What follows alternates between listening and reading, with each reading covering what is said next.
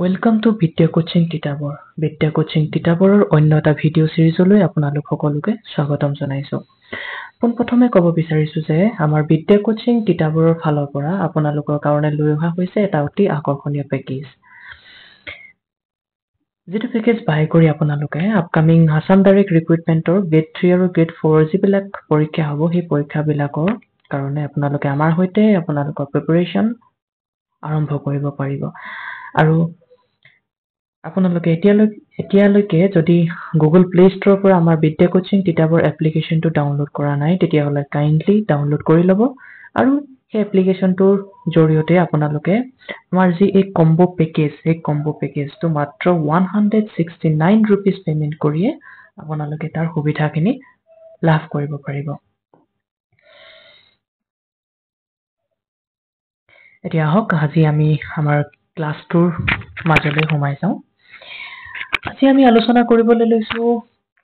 Famous festival of India অৰ্থাৎ ভাৰতবৰ্ষৰ বিভিন্ন জাতি জনগোষ্ঠীয়ে উদযাপন কৰা যিবিলাক ফেমাছ ফেষ্টিভেল অৰ্থাৎ যিবিলাক মুখ্য উৎসৱ পাৰ্বণ আছে আমি সেইবিলাকৰ বিষয়ে অকণমান আজি আমি আলোচনা কৰিবলৈ বিচাৰিছো। আমি জানো যে আমাৰ ভাৰতবৰ্ষ এখন বিভিন্ন জাতি জনগোষ্ঠীৰে ভৰপূৰ এখন বিশাল দেশ আৰু বিভিন্ন জাতি জনগোষ্ঠীৰে ভৰপূৰ এই দেশখনক অনৈক্যৰ মাজত একতা দেখিবলৈ পোৱা যায়। আৰু ভাৰতবৰ্ষত থকা বিভিন্ন জাতি জনগোষ্ঠীয়ে পালন কৰা এই উৎসৱ পাৰ্বণসমূহৰ বিষয়ে আমাৰ যিকোনো ধৰণৰ কম্পিটিটিভ এক্সামিনেশ্যন বিলাকতো প্ৰশ্ন সোধা দেখা যায়। গতিকে আমি আজি এক্সাম পইণ্ট অফ ভিউৰ ফালৰ পৰা এক্সাম পাৰ্সপেক্টিভৰ ফালৰ পৰা আমি ফেমাছ ফেষ্টিভেল অফ ইণ্ডিয়াৰ বিষয়ে আলোচনা কৰিম থ্ৰু MCQ। ঠিক আছে, গতিকে আজি আমি ফাৰ্ষ্ট কুৱেশ্যনটোলৈ আমি আগবাঢ়িবলৈ বিচাৰিছো। আমাক প্ৰথম কুৱেশ্যনটো সুধিছে যে জোনবিল মেলা an ancient festival of India is known for what unique tradition? অৰ্থাৎ অসমৰ প্ৰাচীন উৎসৱ জোনবিল মেলা কি অনন্য পৰম্পৰাৰ বাবে জনাজাত? আমাক স্টেটমেন্ট A দিছে celebrating marriages, statement B organizing traditional sports, and option C দিছে the practice of barter system, and option D দিছে worship of the river Brahmaputra। আমি যদি আটাইকেইটা স্টেটমেন্ট যদি আমি বিশ্লেষণ কৰিবলৈ যাওঁ তেতিয়াহ'লে আমি দেখিম যে আমাৰ অপশ্যন ডিটো আমি পোনপটীয়াকৈ আমাৰ অপশ্যন ডিটোক আমি কাটি দিব পাৰো। ঠিক আছে, অপশ্যন ডিটো আমাৰ ইনকাৰেক্ট হ'ব। ইনকাৰেক্ট কিয়? ব্ৰহ্মপুত্ৰ নদীৰ লগত জোনবিল মেলা কোনো ধৰণৰ লেনদেন নাই আৰু ব্ৰহ্মপুত্ৰ নদীৰ নদী পূজাৰ কাৰণে আমাৰ কি হৈছিলে চৰকাৰখনে নামামি ব্ৰহ্মপুত্ৰ নামৰ এটা ফেষ্টিভেল অৰ্গেনাইজ কৰিছিলে। নেক্সট স্টেটমেন্ট এইটো যদি আমি চাবলৈ যাওঁ তেতিয়াহ'লে বিবাহ উদযাপন কৰা এইটো হ'বই নোৱাৰে। বাকী অপশ্যন থাকিলে আমাৰ অপশ্যন বি এণ্ড চি পৰম্পৰাগত ক্ৰীড়াৰ আয়োজন এণ্ড অপশ্যন চিটো আছে বিনিময় ব্যৱস্থাৰ প্ৰথা। তো ইয়াৰে আমাৰ যেটো কাৰেক্ট আনসাৰ হ'ব কাৰেক্ট আনসাৰটো হ'ব যে option C is the correct answer. অৰ্থাৎ the practice of barter system এটো মই হাইলাইট কৰি দিছো। চাওক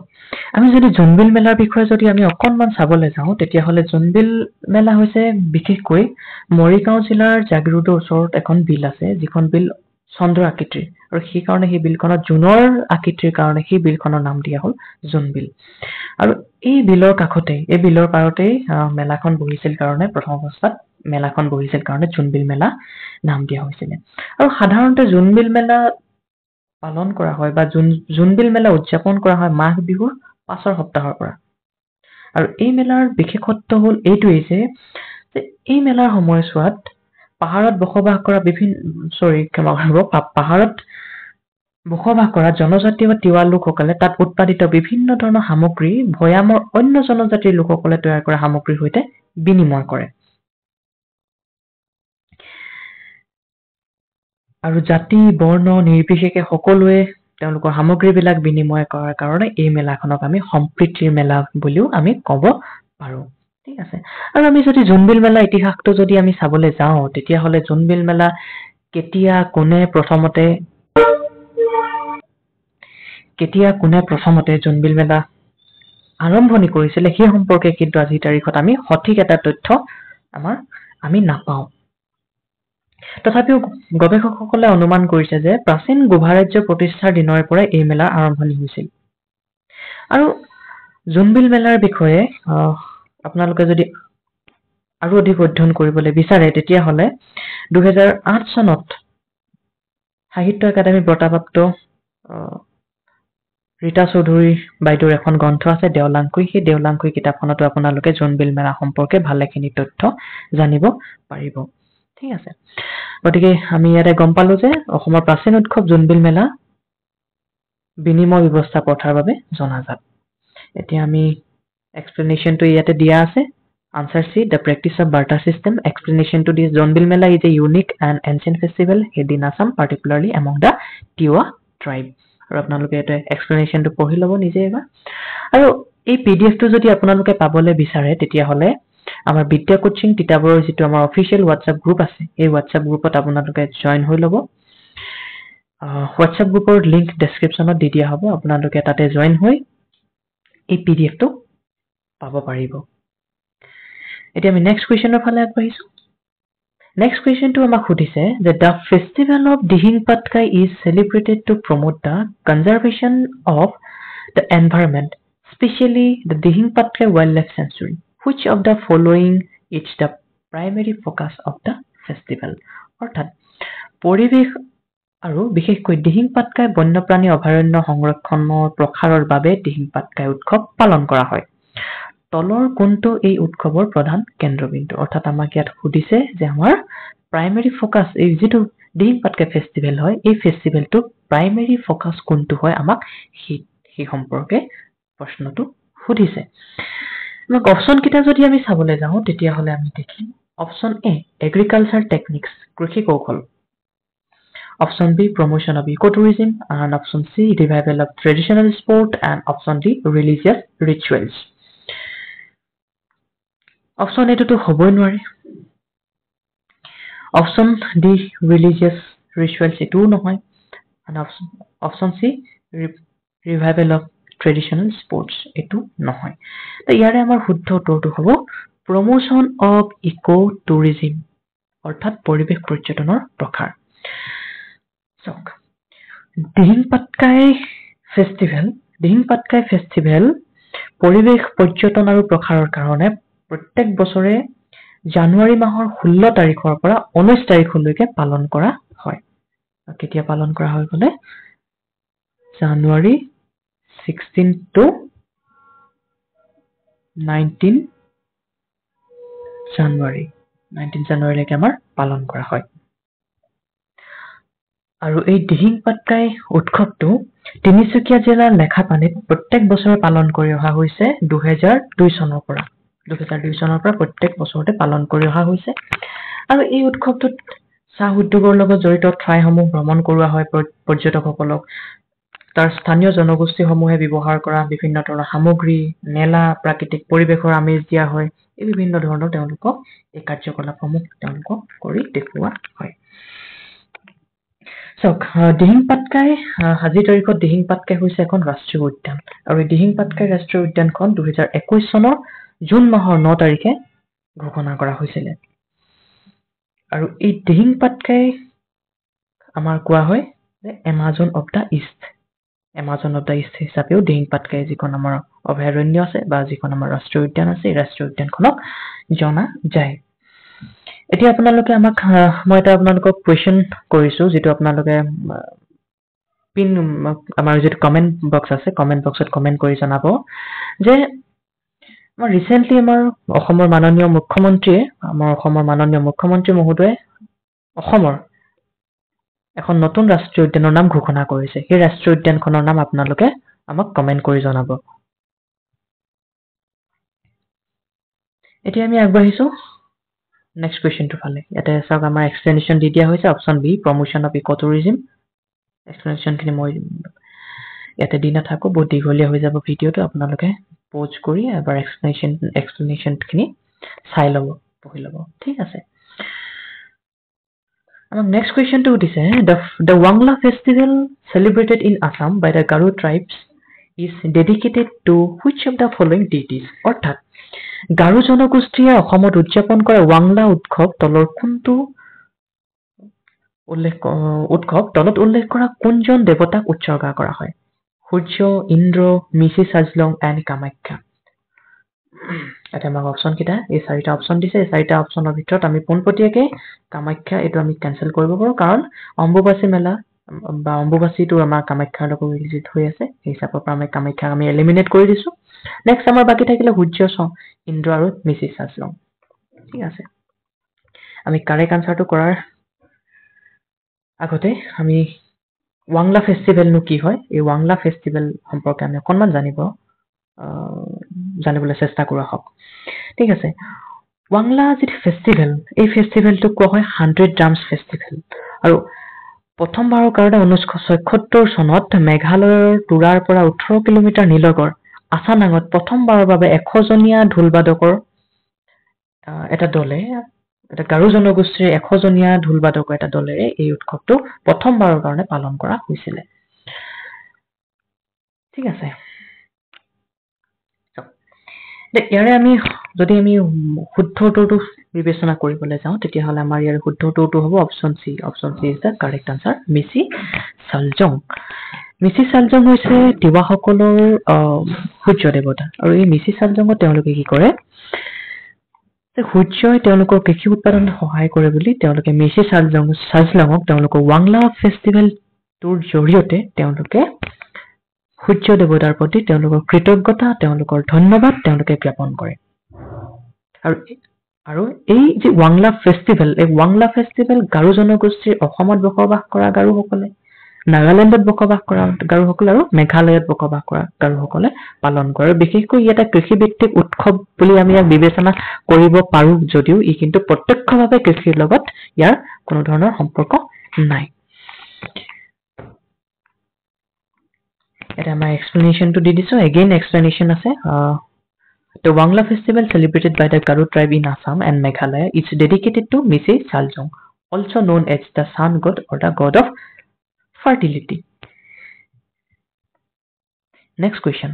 The next question to আমাক সুধিছে, the Desert Festival, an annual event in Rajasthan that displays local folk arts and culture, aerobatics, camel races is held at, অৰ্থাৎ স্থানীয় লোককলা আৰু সংস্কৃতি উত্তৰ দৌৰ প্ৰদৰ্শন কৰা ৰাজস্থানৰ বাৰ্ষিক অনুষ্ঠান মৰুভূমি মহোৎসৱ ক'ত অনুষ্ঠিত হয়? যোধপুৰ, জয়সালমেৰ, বাৰ্মাৰ, বিকানেৰ, ইয়াতে ক'ত অনুষ্ঠিত হয়? এইটো এটা অতি সহজ প্ৰশ্ন, আৰু আশা কৰোঁ আপোনালোকে এই প্ৰশ্নটোৰ উত্তৰটো খুব সহজেই দিব পাৰিব। ইয়াৰে শুদ্ধ উত্তৰটো হ'ব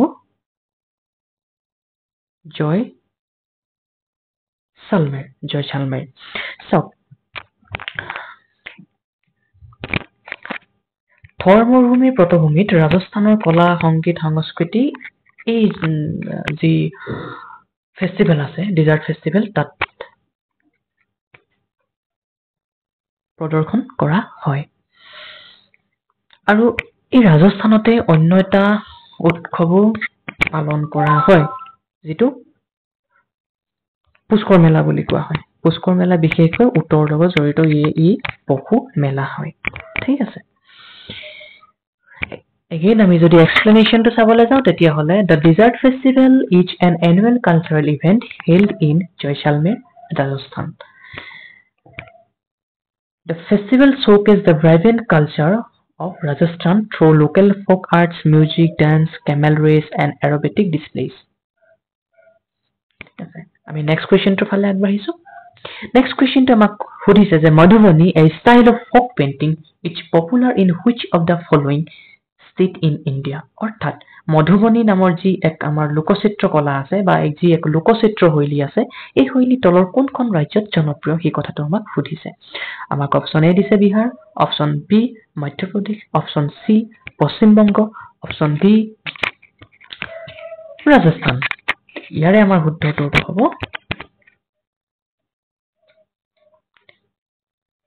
বিহাৰ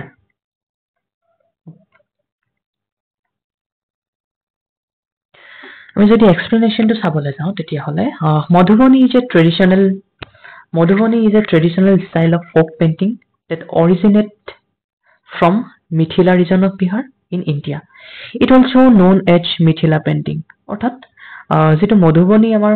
folk painting আছে এটো মিথিলা ৰিজনৰ লগত ৰিলেটেড অৰিজিনেট হৈছে আমাৰ মিথিলা ৰিজনত সো হেতু কাৰণে আমাৰ এই আৰ্ট ফৰ্মটোক মিথিলা পেইন্টিং বুলিও কোৱা হয় Again, আমি next question ফালে আগবাঢ়িছো next question টো আমাক সুধিছে যে লোচং festival is celebrated in which of the following state অৰ্থাৎ তলৰ কোনখন ৰাজ্যত লোচং উৎসৱ পালন কৰা হয় option A Tibet option B Arunachal Pradesh option C Sikkim and option D Kerala তো ইয়াৰে আমাৰ শুদ্ধ উত্তৰটো হ'ব option C Sikkim Answer C, Sikkim. Losong is a traditional festival celebrated in Sikkim and mainly observed by the Bhutia and Lepcha community. অৰ্থাৎ ছিকিমত ভুটীয়া আৰু লেপচা সম্প্ৰদায়ৰ লোকসকলে বিশেষকৈ এই উৎসৱটো পালন কৰে আমি নেক্সট কুৱেশ্যনৰ ফালে আগবাঢ়িছো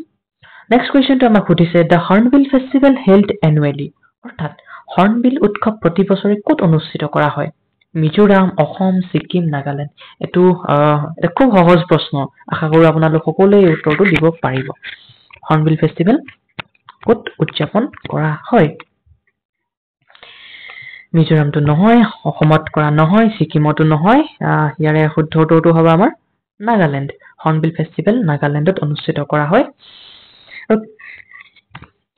প্ৰত্যেক বছৰে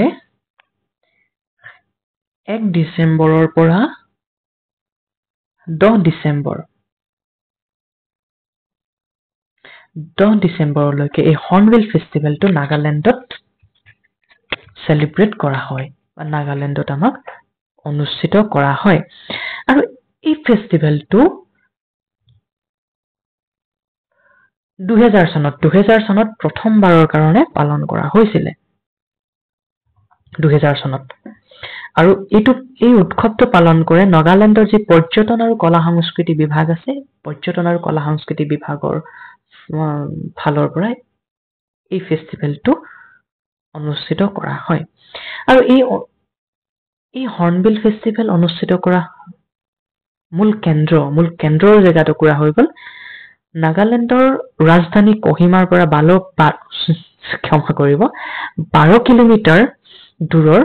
কিসামা নামৰ এখন গাঁৱত যি আমাৰ কিসামা নামৰ যিখন হেৰিটেজ ভিলেজ আছে সেই 12 কিলোমিটাৰ দূৰৰ সেই হেৰিটেজ ভিলেজখনত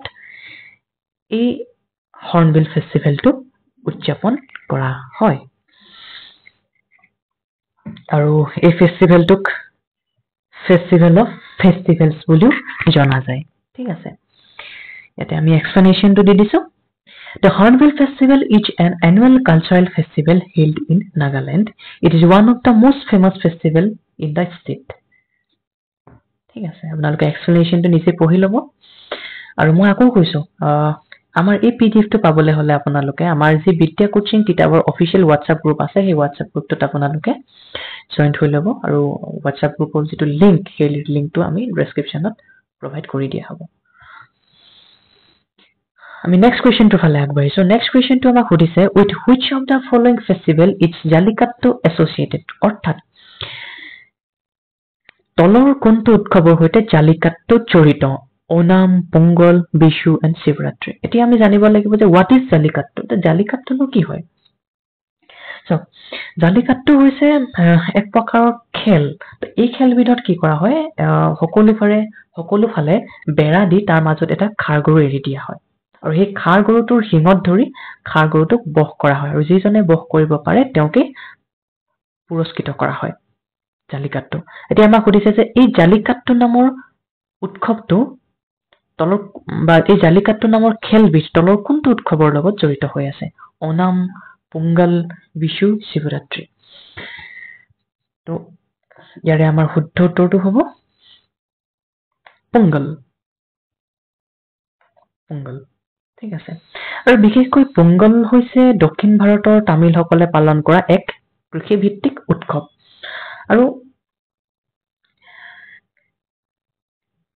প্ৰত্যেক বছৰে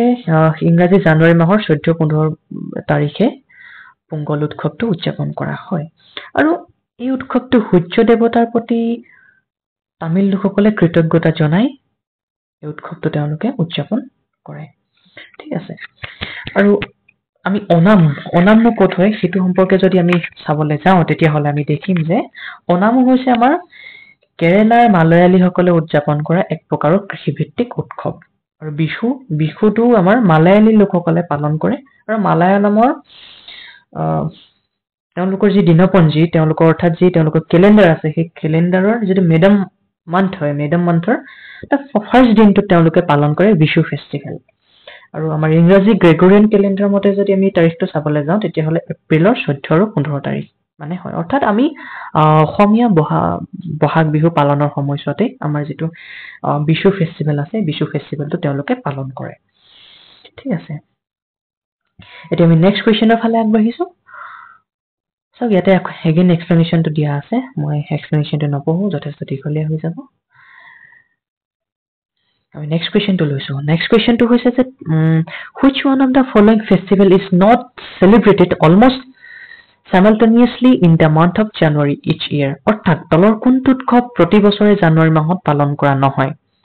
option A Makar Sankranti option B Pongal and option C Gudi Padwa